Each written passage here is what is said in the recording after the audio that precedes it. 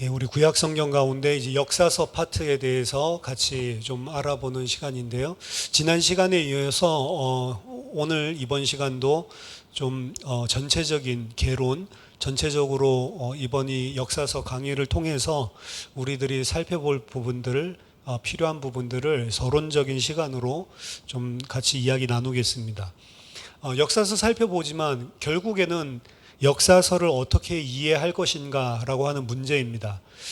구약 신학이라고 하는 게 있죠. 구약 신학 전반적인 신학적인 통찰을 통해서 성경 안에 있는 세부적인 부분들을 살펴보는 건데 무엇이든지 간에 우리 일단 생각할 것은 개혁주의 전통이라고 하는 근본적인 기초를 생각해 봐야 됩니다. 역사서를 볼 때도 마찬가지로 그 근본적인 부분들을 놓치지 않고 보는 것이 중요합니다. 그래서 구약 신학을 한다고 할 때 우리의 출발점이 뭐냐? 여러 가지 좀 근본적인 부분들이 있는데요. 첫 번째는 개혁주의 전통 안에서 가장 중요한 근본 중에 하나는 여호와 하나님의 주권입니다. 그래서 이 역사서를 살펴볼 때에도 역사는 그냥 흘러가는 것이 아니고 하나님께서 계획하시고 작정하신 것들이 이루어지는 것이, 시간적으로 이루어지는 것이 역사입니다. 그렇기 때문에 그 모든 것들, 사람의 주체적인, 사람의 자율적인 자유의지를 하나님이 제한하지 않는 것 또한 하나님의 주권 가운데 포함되어 있는 거거든요. 그것을 포함하여서 하나님께서 어떻게 역사를 진행해 오고 있는지, 하나님의 절대적인 주권을 놓치면 안 된다는 거죠. 그래서 역사는 사관이 중요한데 가장 중요하게 우리들이 생각할 파트는 하나님의 절대적인 주권 가운데서 역사가 진행되고 있다라고 하는 사실입니다. 두 번째는 역사서도 성경이죠. 성경이 한 파트인데 성경은 두 명의 저자가 있다라고 하는 것을 항상 기억해야 됩니다. 하나님이 분명히 그 성경의 저자가 맞죠. 최종적인 성경의 저자는 하나님이 맞습니다. 그렇지만 그 하나님이 성령으로 영감을 주신 인간 저자가 동시에 존재를 합니다. 그래서 이중적인 저자가 성경에는 반드시 있다라고 하는 것입니다. 인간 저자가 쓰는 인간 저자의 관점에서, 인간 저자의 제한된 관점에서 기록된 것이 있고, 인간 저자의 이해를 넘어서서 하나님께서 말씀하시려고 하는 내용이 두 개가 존재한다라고 하는 거죠. 그래서 개혁주의 전통들 가운데에서 성경의 두 명의 저자, 인간 저자와 하나님의 저자라고 하는 부분들을 한쪽으로 환원시키지 않습니다. 한쪽으로만 몰아가지 않습니다. 둘 다 완전하게 존재하는 거죠. 세 번째는 그럼 어떻게 인간 저자에게 하나님이 성령으로 영감하셨냐라고 했을 때 유기적인 영감을 이야기합니다. 유기적인 영감이라고 하는 것은 인간 저자가 기계적으로 하나님이 말씀하신 것들을 그냥 받아 적은 게 아니란 말입니다. 받아 쓰기를 한 것이 아니고 혹은 기계적으로 영적으로 사로잡혀서 자기가 알지 못하는 것들을 눈 감고 막 썼더니 이런 글이 나왔다, 이런 것이 절대로 아니라는 거죠. 하나님께서 성경을 영감하실 때에 하나님이 창조하신 그 사람 저자에게 주신 모든 은사들, 그 사람이 살아온 인생들, 그 사람의 인생을 통해서 배운 학문들, 그 사람의 글, 문화, 그 사람이 생각하고 있는 것, 그 사람이 지금 가지고 있는 감정, 이 모든 것들을 다 활용해서 영감하신다는 것입니다. 따라서 성령이 어떠한 특별한 환경 속에서 그들이 가지고 있는 특별한 은사를 통해서 인간 저자와 함께 하시고, 인간 저자 속에서 역사하시고, 인간 저자를 통해서 역사하셔서 일하셔서 우리에게 성경을 주셨다는 겁니다. 구약 성경의 예를 들자면 이사야서의 히브리어의 문체는 상당히 학문적인 히브리어입니다. 하지만 여호수아와 같은 단순한 히브리어와 완전히 대조가 된다라고 볼 수가 있는 거죠. 신약 성경에서는 바울과 그리고 베드로의 서신이 이런 차이를 좀 보이고 있다라고 이야기할 때 히브리어 또한 마찬가지라는 겁니다. 이사야서와 여호수아서 이 사이에는 히브리어 문체상으로, 그리고 히브리어의 양식상으로도, 그리고 사용하고 있는 어떤 수준, 이런 것들이 좀 차이가 난다는 거죠. 분명히 두 인간 저자의 다른 부분이 그래서 우리 성경에는 드러나고 있습니다. 그렇지만 하나님은 그 두 가지를 다 통해서 말씀하신다는 것. 그래서 인간 저자를 기계적으로 사용한 게 아니라 유기적으로 영감했다. 이게 중요한 구약신학의 출발점 중에 세 번째입니다. 네 번째는 성경을 가지고 성경이 성경을 해석한다라고 하는 원리입니다.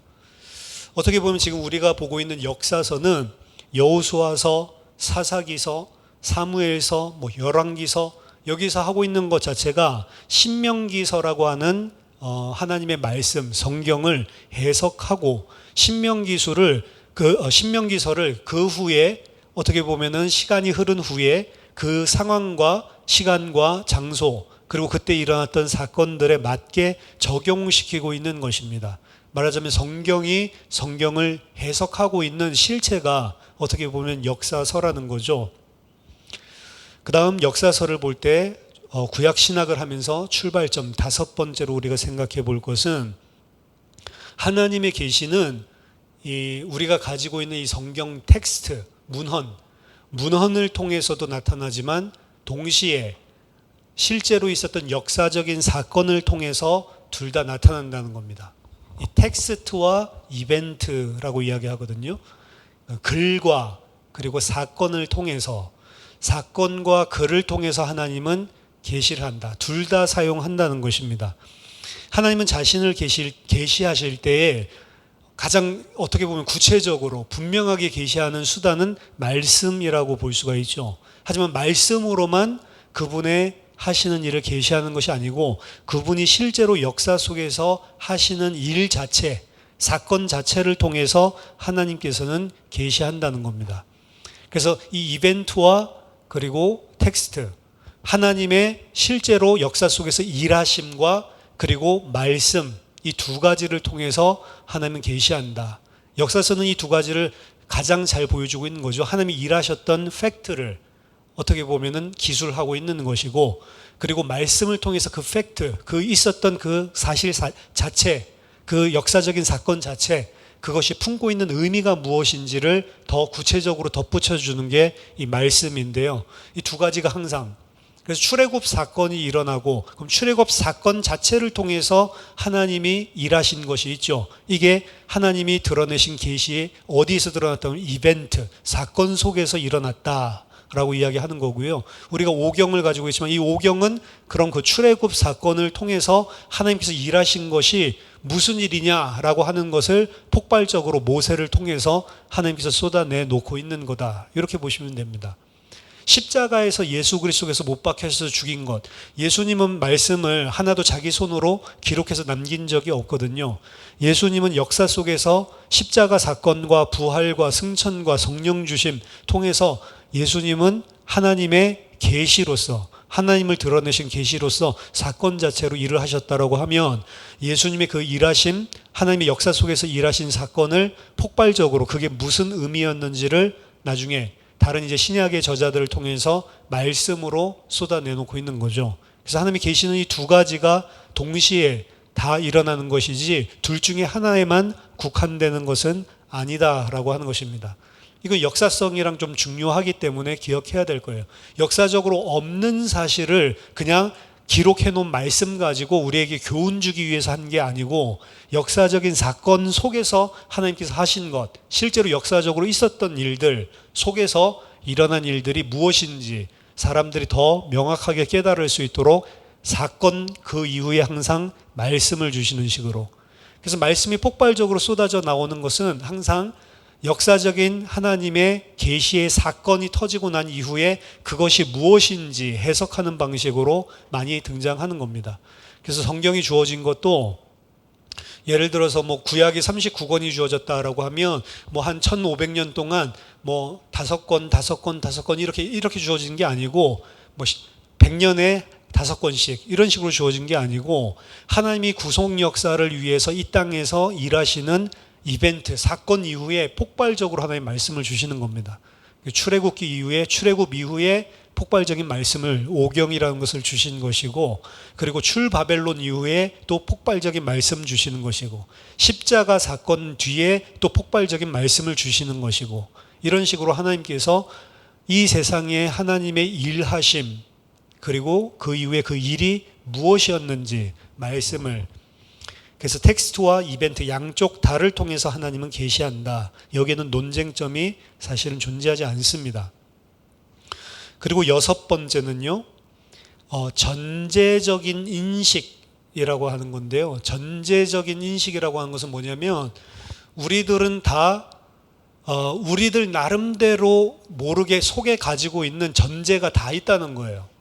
우리 21세기를 살고 있기 때문에 21세기 사람들이 뭐 학교를 다니면서 아니면 21세기 사회를 살면서 우리들 안에 태어나면서부터 갖춰져 있는 하나하나 들어와 있는 전제를 다 가지고 있다는 겁니다. 예를 들어서 하나님이 계시다라고 전제를 가지고 있는 사람이 있고, 하나님이란 게 어디 있어? 신 자체가 어디 있어? 라고 하는 전제를 가지고 있는 사람이 있다는 거죠. 그리고 그 전제에 의해서 보는 사건들, 해석하는 것들이 상당히 달라진다는 겁니다. 그러면 21세기를 살고 있는 우리들이 가지고 있는 전제와 우리들 속에 이미 가지고 있는 전제의식과, 그리고 예를 들어서 지금 역사서가 쓰여져 있는 BC 10세기, BC 7세기, 이때 살고 있었던 사람들이 가지고 있는 전제, 이게 상당히 다를 수밖에 없는 겁니다. 신앙적으로도 마찬가지예요. 구약시대 때 사람들이 가지고 있는 신앙에 대한, 하나님에 대한 전제와 지금 예수 그리스도를 통해서 이제 하나님의 구속 역사가 절정에 이른 십자가 사건을 아는 사람, 아는 신앙인이 바라보고 있는 하나님에 대한 전제, 인식 자체가 다르거든요. 그래서 역사서를 볼 때에도 우리들이 늘 생각해야만 할 것이 이 전제의식을 인식하고 있어야 돼요. 그렇기 때문에 이때 사람들에게 어떤 이 영향을 어떻게 이해되어졌을까? 이때 사람들은 왜 이걸 썼을까? 이게 우리가 21세기 사람들이 읽는 거랑 다를 수가 있다는 겁니다. 그러니까 항상 하나님의 말씀을 해석하고, 그리고 구약 신학을 할 때 출발점에서 좀 생각해야 되는 게, 인간은 전부 다 이미 하나님의 말씀을 보기 전에 전제의식을 다 가지고 있다. 자기 속에 이미 담겨 있는 게 있다는 거예요. 그 관점을 가지고 사실은 보고 있다는 것. 근데 그것이 구약 시대의 이 역사서를 쓴 기자들과 우리들과는 상당히 다르다. 조선시대 때 가지고 있었던 사람들이 가지고 있는 생각과 21세기 사람이 가지고 있는, 똑같은 한국, 이 한반도에 살고 있는 사람이지만 생각은 상당히 다르겠죠. 그들이 생각하는 가치, 그들이 추구하는 것, 그들이 그냥 일반적으로 생각하고 있는 상식이라고 하는 수준 자체가, 예를 들면 그때 남존 여비 사상, 그리고 그 양반은 뭐 높은 사람이고, 그리고 뭐 천민들, 뭐 백정들, 이런 사람은 천민들이다. 이렇게 사람을 계급화시켜서 보고 있는 것, 이런 게 조선시대 사람들의 전제잖아요. 그 사람들이 바라보고 있는 것, 예를 들어서 딸이 태어난다. 그 사람들이 바라봤을 때, 아이고 우리 집안에 딸이 태어났네, 바라보는 것과 21세기 지금 대한민국 살고 있는 사람이 가정에서 딸이 태어나는 것 바라보는 게 다를 수밖에 없는 겁니다. 그래서 그거를 인식을 해야 된다는 거죠. 같은 한반도 안에서도 이렇게 다른데 역사와 문화가 전혀 다른 곳이죠. 그것도 BC, 지금으로부터 치면은 3000년 전 이야기입니다. 그럼 그 사람들이 생각하고 기술하고 있는 이 역사랑 우리랑 얼마나 다릅니까? 이걸 인식하고 생각을 해야 된다는 거죠. 자, 총 이렇게 7가지 정도 구약신학의 출발점을 가지고 우리가 역사서를 다가가야 된다라고 이야기를 했는데요. 그렇기 때문에 이러한 7가지 전제 조건들, 어떻게 보면 출발점들, 중요한 근본들을 가지고 우리가 다가선다면 거기에 따른 필연적인 결과, 필연적인 사실들이 나올 수밖에 없는 것입니다. 먼저는 하나님은 절대 주권을 가지신 분이기 때문에 우리에게 말씀을 주셨을 뿐만 아니라 하나님은 인간의 역사 속에서, 시간과 공간 속에서 활동을 하셨습니다. 그렇다면 이 세상에 일어나는 역사와 하나님의 말씀은 하나님의 한 분에 의해서 다 주어지는 거예요. 하나님이 역사도 이끌고 가고 말씀도 하나님이 주시고, 그렇다고 한다면 하나님의 말씀과 하나님의 행위에는 반드시 일관성을 가지고 있다는 겁니다. 사람은 역사가 그냥 자연적으로 흘러간다라고 생각을 하지만 우리 신자는 그렇게 보지 않습니다.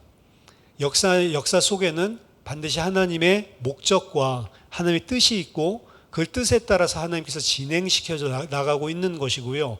그 똑같은 것이, 하나님이 무엇을 하고 있는 것이 하나님의 말씀 속에 일관적으로 들어있는 거란 말이죠. 그래서 예전에는 무작위적으로 성경을 갖다가, 옛날에는 좀 지식이 떨어졌기 때문에 통일성이 없이 그냥 무작위적으로 그냥 말도 안 되게 편집을 했다, 이런 시각이 강했었는데요. 지금은 그렇게 보지 않습니다. 성경책 속에 상당히 통일적인 일관성을 가지고 나름의 논리를 가지고 굉장히 세밀하게 이 텍스트가 일관성을 가지고 기록되었고, 그것들이 우리에게 지금 전달되었다는 거죠.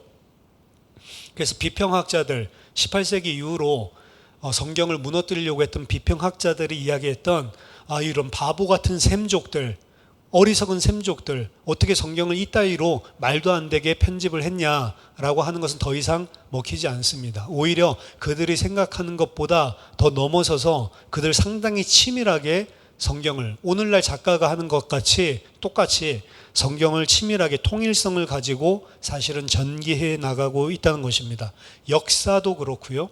역사도 그냥 우연적으로 생기는 것이 아니고 하나님이 치밀하게 하나님의 시간표와 계획을 가지고 완전하게 주권적으로 인도하고 계시고, 그리고 성경책 또한 마찬가지라는 겁니다.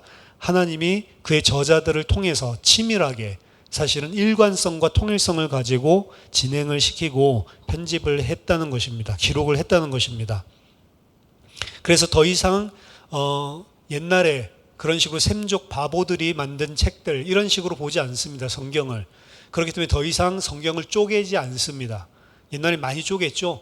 여호와 문서, 엘로힘 문서, 이런 식으로 막 쪼갰죠. 더 이상 그렇게 하지 않는다는 겁니다. 성경 자체를 그냥 통짜로 한 권의 완성된 책으로 그렇게 이해를 하고 보는 것이 훨씬 성경 자체에 맞다라고 보는 거죠. 그 시대가 70년대부터 절정에 이르러서 이제 80년대에 이르러서는 문학적인 관점으로 봤을 때에도 이 성경은 그냥 이렇게 단순하게 쪼개가지고는 절대로 그 뜻을 알 수가 없다라는 결론에 이르렀고요. 자료를 사용했을 수는 있지만 그것을 일관적으로 통일성을 가지고 굉장히 치밀하게 잘 엮은 하나의 완전한 문학이다라고 성경을 성경 자체로 이제 받아들이는 것들이 이미 80년대부터는 기정사실화 됐습니다.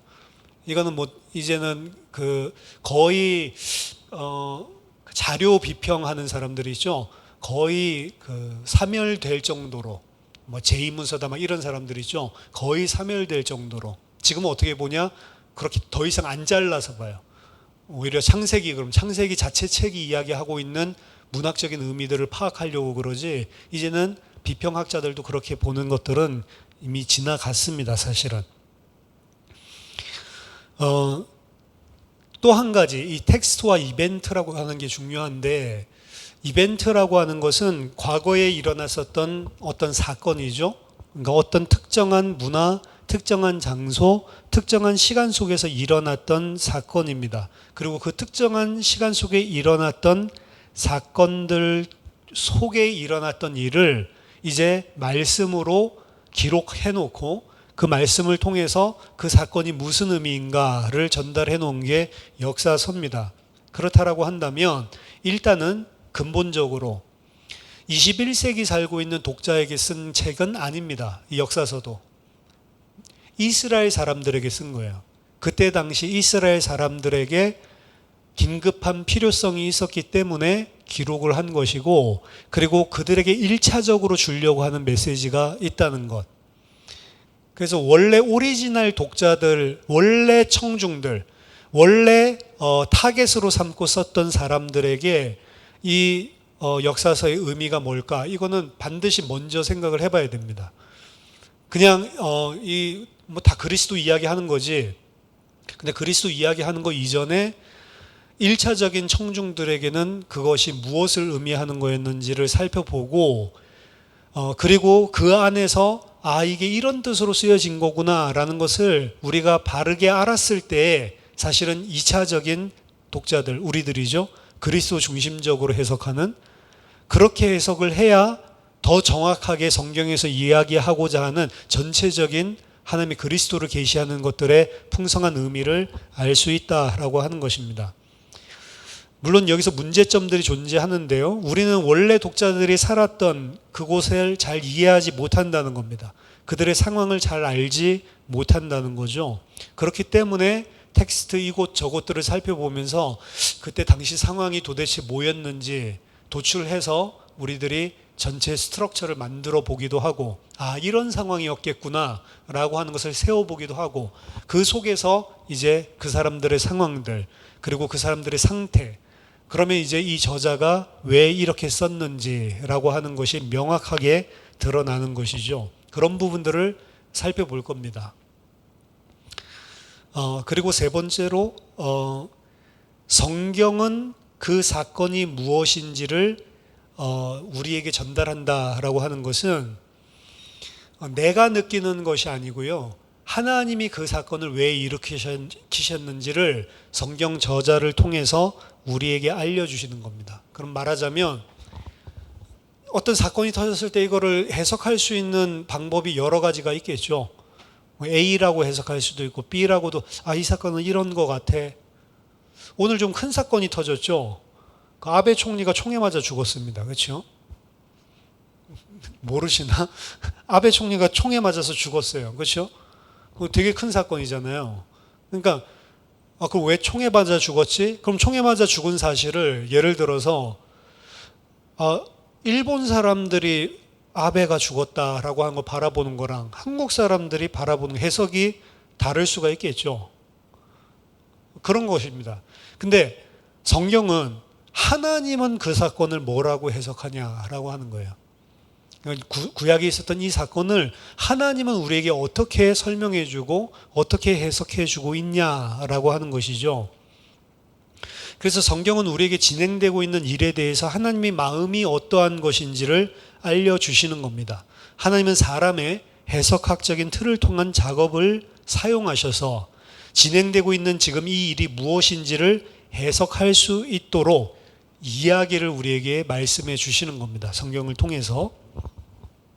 그리고 네 번째는요. 그렇기 때문에 모티브가 없는 내용은 성경에 단 하나도 없다. 그럼 무슨 소리냐면 모든 텍스트들이 통일성을 가지고 있고 그리고 모든 텍스트들이 뭔가를 지금 전달하기 위해서 우리들에게 주어진 것이라면 그것을 가지고 일관성을 가지고 하나님이 우리에게 말씀하시는 것이라면 심지어 굉장히 작은 디테일한 부분까지도 그 하나님의 의도를 전달하기 위한 목적으로 그곳에 있다는 거죠. 성경에 있는 작은 부분들까지도 하나님이 우리에게 의도하시는 바가 있기 때문에 그곳에 있는 것이지 아무런 의미 없이 기록되어 있는 말씀은 없다라고 하는 것입니다. 따라서 이게 성경을 세밀하게 살펴봐야만 하는 이유가 되기도 하는 거예요. 성경을 사실 우리 세밀하게 안 보거든요. 근데 성경을 세밀하게 볼 필요가 있다. 세밀하게 보려면 시간이 많이 걸립니다, 사실은. 그리고 아까 전에 그 역사적인 것, 상황적인 것, 다른 성경에서 그 똑같은 세팅을 뭐라고 이야기하고 있는지 이런 부분들을 살펴보려면 성경은 사실은 한 장을 그 몇 주일 걸려야 읽을 거예요. 어떻게 보면은. 그래서 사실은 그 디테일한 부분들이 존재하거든요. 근데 그 디테일한 부분들을 놓치지 않고 자세하게 살펴보면 유익하다. 왜냐? 아주 상세한 부분들까지 그 하나님이 전하려고 하시는 의도가, 모티브가 있기 때문에, 동기가 있기 때문에 그곳에 존재하기 때문에 그렇습니다. 물론 작은 부분이 아무것도 아닌 경우도 있겠죠. 하지만 많은 경우에는 그 작은 디테일한 부분이 굉장히 중요한 경우가 있습니다. 예를 들면 역사서에서 다윗과 골리앗이 싸우는데요. 다윗은 전쟁 캠프에서 할례받지 못한 블레셋인 이 골리앗에게 이 어린 소년으로서 도전을 합니다. 그때 다윗에게 전쟁터로 나가려고 할 때 사울이 부르죠. 그리고 자신의 갑옷을 주고요. 자신이 가지고 있는 칼과 창을 줍니다. 이 이야기를 보면 그냥 전체적으로 보면 뭐 별로 중요한 부분이 아닐 수 없습니다. 아니게 생각될 수 있어요. 그냥 사울의 옷을 입었는데 사울이 줬던 칼과 창을 입었는데 잘 안 맞아서 그냥 이거 벗어놓고 물맷돌 5개 들고 나갔다. 그냥 이렇게 지나칠 수 있는 부분인데요. 진짜로 이 내러티브가 가지고 있는 이 이야기가 가지고 있는 의도를 생각해 보면 사실은 쉽게 지나칠 수 없는 그냥 나온 것이 아니라는 거죠. 처음부터 다윗과 사울이 조우하는 이 장면에서부터 사실은 우리는 사울이 죽을 것이고 다윗이 왕이 될 것을 이미 알리고 있음을 생각할 수가 있는 것입니다.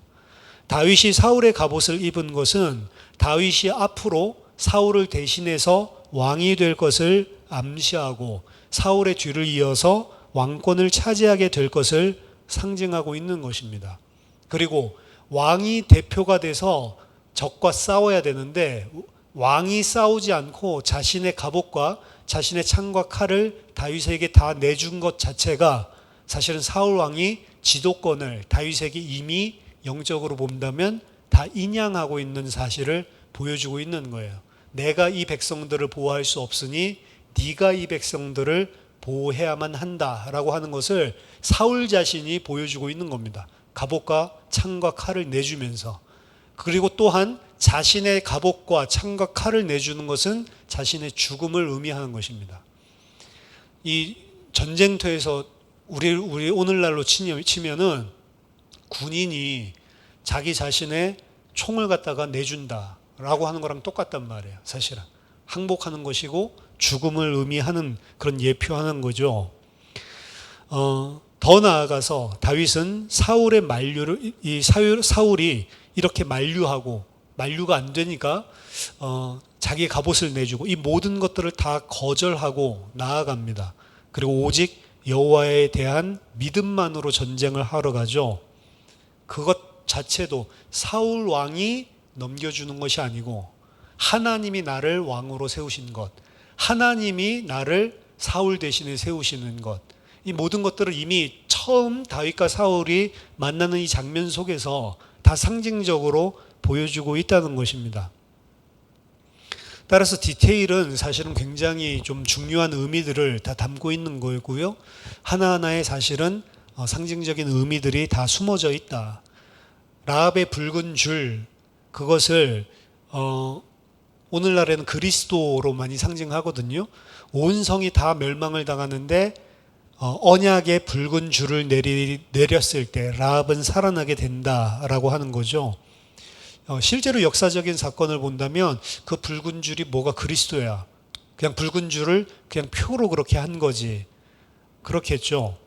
라합의 붉은 줄은 아마도 그리스도의 십자가를 가리키는 것은 아닐 수 있습니다. 하지만 전체 성경 안에서 본다면 십자가는 분명히 라합을 또 품고 있는 것입니다. 그렇기 때문에 이게 디테일한 부분들을 보면서 동시에 전체 신구약, 이제 클라이맥스 그리스도가 이룬 그 관점에서 또 살펴보는 거죠. 이런 부분들을 다 고려해 보면서 사실은 역사서들을 봐야 한다. 자, 그래서 여러분들이 역사서를 보고 역사서 안에 있는 부분들을 볼 때 어떻게 봐야 되냐 구체적으로 조금 생각을 해보면, 일단은 본문 자체가, 첫 번째 본문 자체가 이야기하고 있는 사건이 무엇인지, 그리고 어떤 구조를 가지고 설명하고 있는지, 어떤 내용을 이야기하고 있는지 상세한 부분들까지 좀 세밀하게 분석을 해서 살펴볼 필요가 있습니다.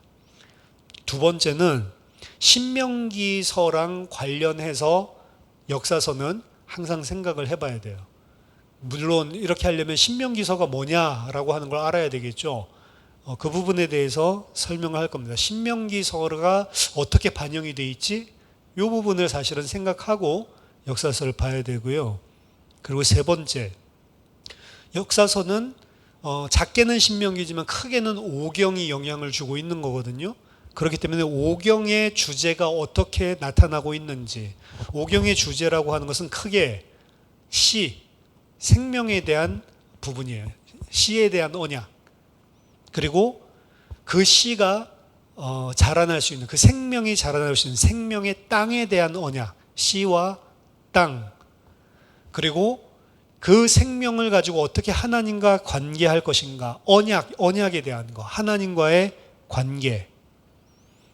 그리고 이스라엘뿐만이 아니고 오경은 뭘 함의하고 있냐면 모든 민족을 살리기 위한 구원을 이미 함의하고 있습니다. 그렇기 때문에 이게 단순하게 이스라엘이 아니고 모든 열방들과의 관계들 속에서 어떻게 이 생명이 전달될 것인지, 크게 보면은 이런 부분들을 가지고 오경의 주제들을 가지고 생각해 보는 거죠. 여기서는 씨에 대한 언약이 어떻게 나타나고 있는지, 땅에 대한 언약이 어떻게 나타나고, 하나님이 주신 언약과 무슨 관련이 있는지, 이것이 이제 전 세계로 확산되어지는 하나님의 구원과 어떤 관계가 있는지, 오경이 이야기하고 있는 굵직굵직한 이런 주제들과 사실은 주제들을 가지고 살펴볼 필요가 있다는 것입니다. 그리고 네 번째는 지난주에도 잠깐 설명했지만 신명기의 신학과 신명기적인 신학, 신명기의, 이거는 듀드라나믹이라고 했죠. 신명기 자체의 신학, 그리고 듀드라노미스틱이라고 하는 것은 신명기적인, 그거는 신명기 이후의 세대에서 신명기에 대해서 어떻게 반영하고 있는지, 이게 그래서 약간 다릅니다. 신명기 자체가 이야기하고 있는 거랑, 그리고 신명기적으로 신명기를 이제 세월이 많이 지나고 난 다음에 다시 재해석해서 적용하고 있는 것, 반영하고 있는 것들이 차이가 나거든요. 이 부분을 구분해서 생각해 볼 필요가 있다는 것. 그리고 다섯 번째, 역사서를 보면서 조금 생각해 볼 부분은, 우리 기독교인 책에는 역사서예요. 근데 히브리인들, 유대인들에게는요, 이 역사서가 아닙니다. 예언서예요. 선지서예요. 선지서에 포함되어 있어요. 그래서 그 예수님도 이제 나누죠. 책을 세 개로 나누잖아요. 모세의 글과, 그리고 선지자의 글과, 그리고 그 밖의 글들, 이렇게 나누거든요. 그 외의 글들. 그래서 모세의 글들, 이건 오경, 토라를 이야기하는 거고, 그 다음에 선지자들의 글들, 이거는 선지서들, 그래서 느비임이라고 하거든요. 느비임을 이야기하고, 그리고 나머지 글들, 이런 건 뭐 시편이나 잠언이나 지혜서나 이런 것들이죠. 뭐 아가서나 이런 것들은 그 외의 글들이 이렇게 있는데, 성문서라고 해서 케투빔이라고 합니다. 그래서 이게 구약 성경을 크게 세 묶음으로 이야기하는 거거든요. 토라, 느빔, 케투빔 이렇게 나뉘는데, 그러니까 역사서라는 게 없잖아요. 케투빔이 역사서가 여기에 들어가는, 케투빔에 들어가는 게 아니에요. 성문서에 들어가는 게 아니고, 아까 전에 느빔, 선지서 안에 들어가 있는 겁니다. 그래서 희한하죠. 역사서를 유대인들의 관점에서는 선지자적인 예언의 말씀으로 캐러고리 속에 집어넣었다는 겁니다. 그러면 이 역사서 우리가 읽고 있는, 지금 생각해보는 이 파트가 선지서인지 역사서인지 생각해 볼 필요가 있는 것입니다. 아니면 이게 도대체 무엇일까?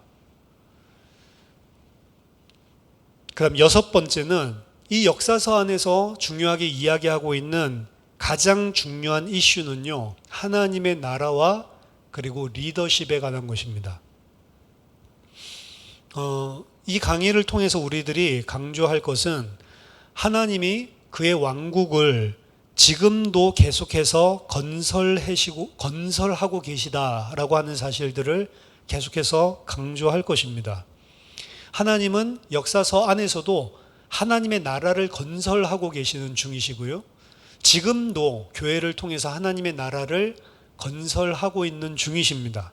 이 일을 이전부터 그리고 지금까지 계속하고 계시는 거거든요. 예수님의 십자가의 사역을 통해서 하나님의 나라를 시작하신 것이 아닙니다. 이미 이전부터 창세기에서부터 처음 이 세상을 창조하셨을 때부터 하나님의 나라를 건설하고 있는 것이고요. 그 하나님의 나라를 건설하는 과정들 속에서 역사서라고 하는 파트들을 지금 우리가 건드리고 있는 것입니다. 근데 그 하나님의 나라를 건설하는 데 있어서 역사서에서 가장 중요하게 건드리고 있는 파트는 리더십에 대한 거예요. 그래서 여호수아, 모세라고 하는 지도자가 이제 죽고 난 이후 사사들이 다스렸죠. 그리고 그 이후에 이제 누가 우리를 인도할 것인가. 사사들의 다스림으로는 사실은 실패했거든요. 그래서 이스라엘 백성들이 우리에게 왕을 세워주십시오 라고 해서 왕을 세웁니다. 그래서 사무엘서가 왕이 세워지는 첫 시작이죠. 그리고 열왕기서에서는 그 지도자들의 성공과 실제에 관한 모든 것들을 다 다루고 있습니다. 그래서 이 역사서에서 되게 중요한 것은 이 리더십, 지도자들에 관한 것이라는 거죠. 하나님 자신이 사실은 지도자, 리더십을 가지고 하나님의 백성들을 인도하시는 주체가 되셔야 하는 것이 맞는데, 하나님께서는 이 역사서를 통해서 인간 리더자들을, 지도자들을 사실은 세워서 일을 하셨다는 거죠. 그 과정들 속에서 벌어지고 있는 이 리더십에 대한 이슈들, 사실은 하나님 자신의 리더십을 본다면 구약 성경 안에서 우리 인간이 이해할 수 있는 방식으로 하나님이 인도하시는 부분들을 보여주십니다.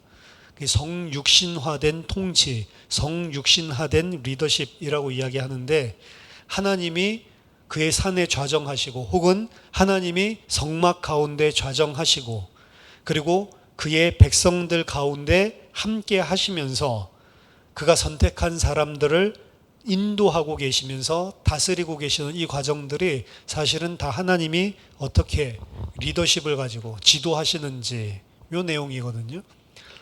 어쨌든 이 역사서 안에서는 그 하나님의 리더십보다는 하나님이 세우신 인간 지도자들, 그들을 통해서 우리들에게 주는 메시지가 핵심적인 이슈라는 겁니다. 그리고 7번째, 구약 성경이 기독교인들, 현대의 기독교인들에게 적용하기 어려운 점들이 반드시 존재한다는 것, 이 안에 있는 것들을 무조건 다 수용하고 받아들여서는 안 되는 문화적인 부분들이 존재한다는 것. 그러니까 아브라함이 예를 들어서 아내를 야곱이 더 좋은 아내를 여러 명 가지고 있다. 그렇다고 해서 우리도 아내 여러 명 가지면 된다. 말이 안 되는 거죠. 말하자면 그런 겁니다. 문화적으로 분명히 나타나지만 그 문화가 기독교적인 것, 바른 진리 자체는 아닌 것들이 많이 있습니다. 그렇기 때문에 지금 1대1로 적용시키거나 1대1로 우리들이 받아들일 수 있는 그런 부분들이 없는 부분들을 항상 구약을 볼 때는 고려를 해야 되는 거고요. 그리고 8번째, 그리스도의 클라이막스, 이 모든 이야기가 창세기에서 시작되었다고 한다면 지금 이제 역사서 같은 경우는 이미 발단, 전개되고 있는 과정이거든요. 문학의 5가지 요소, 발단, 전개, 위기, 절정, 결말 이런 거 있잖아요. 그건 지금 전개되고 있는 과정인 거거든요. 근데 그 이야기의 끝은 클라이맥스, 절정은 예수 그리스도의 십자가입니다. 그렇기 때문에 이제 이 본문을 충분하게 구약적인 관점들 속에서 많이 다 살펴봤다면, 신명기랑도 비교해보고 신명기적인 신학이랑도 비교해보고 다 봤다면 결국에 우리는 그리스도의 십자가라고 하는 절정을 통해서 이 이야기를 다시 반드시 봐야 된다는 거. 이게 없으면 유대인의 리딩이랑 똑같은 거기 때문에 반드시 이 부분을 해야 된다는 것. 그리고 마지막 9번째, 이 역사서를 통해서 우리는 성경이 무엇인지 깊이 있게 생각을 해봐야 합니다. 성경이 가지고 있는 성질도 우리들이 생각할 수 있지만, 하나님의 영광이 사실은 우리들에게 나타나고 하나님의 영광이 우리들에게 전달되게 하기 위해서 사실은 이 말씀을 주셨는데, 어떻게 이 말씀이 우리에게 그 일을 하고 있는지, 성경에 대해서. 그래서 구약 성경 지금 역사서 파트는 단순하게 역사를 기술하고 있는 것이 아닙니다. 하나님이 우리에게 지금 하고 계시는 일이 있거든요. 그 역사서를 통해서 성경이 무엇인지 또 우리들이 깊이 있게 생각해 보는 것입니다. 여기까지가 역사서를 지난주랑 이제 이번 주랑 서론적인 파트고요. 우리들이 역사서들을 살펴볼 때 어떤 부분들을 조금 고려하고 깊이 좀 생각을 해봐야 하는지 이 부분에 대한 전체적인 구조를 제가 좀 설명해 드린 겁니다. 이 부분들에 근거해서 다음 시간부터 구약 신학에 대해서 조금 살펴봐야 됩니다. 구약 신학을 알아야 구약 신학 전체 속에서 이 역사서가 지금 어떤 것인지 연결 지어서 생각해 봐야 그래야 정확하게 역사서를 우리들이 무엇인지 파악할 수 있기 때문에 다음 주부터는 이 구약 신학과 연결 지어서 이 역사서를 조금 생각해 보도록 하겠습니다. 자, 제가 기도하고 마치도록 하겠습니다. 하나님 아버지 은혜를 감사드립니다. 성경을 통해서 하나님께서 우리에게 하고자 하시는 말씀이 무엇인지 바르게 우리들이 분별하고 깨닫고 이해할 수 있도록 하나님 이 시간을 도와주시고 특별히 역사서를 통해서 하나님께서 우리에게 주고 계시는 강력한 메시지들을 잘 발견하고 하나님 이것이 우리들이 성경을 이해하는데 또 하나님의 말씀을 이해하는데 하나님 많은 도움이 될 수 있도록 주님 우리를 인도해 주시옵소서. 역사 속에 일하셨고 그 역사 속에 일하신 부분들이 무엇인지 우리에게 가르치는 내용들을 잘 배울 수 있도록 도와주시옵소서. 예수 그리스도 이름으로 기도하옵나이다. 아멘.